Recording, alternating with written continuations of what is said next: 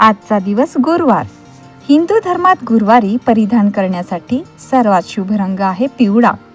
हा दिवस भगवान विष्णू आणि बृहस्पती यांना समर्पित आहे, ज्यात पिवळा रंग ज्ञान, समृद्धी आणि आनंदाचे प्रतीक आहे. मार्गशीर्ष गुरुवारी महालक्ष्मीच्या स्वागतासाठी घरच्या मुख्य दारात आणि पूजास्थानी रांगोळी काढणे अत्यंत शुभ मानले जाते.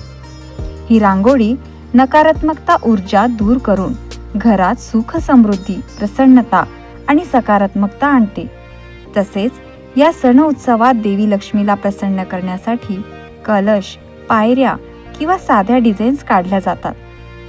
रांगोळीमध्ये पिवळा सोनेरी रंग शुभ मानला जातो. गुरुवार म्हणजेच गुरु यांचे प्रतिनिधित्व करतो. ज्ञान आणि संपत्तीसाठी आशीर्वाद मिळवण्याकरिता भगवान विष्णू, साईबाबा किंवा दक्षिणामूर्ती यांचा सन्मान करण्यासाठी पिवळा रंग परिधान केला जातो. काही परंपरांमध्ये, विशेषतः दक्षिणेत, भगवान दत्ताचा सन्मान करण्यासाठी या दिवशी फिकट तपकिरी किंवा पिवळा रंग परिधान केला जातो. तर मित्रांनो, कशी वाटली ही आजची माहिती नक्की कमेंट्स करा. धन्यवाद.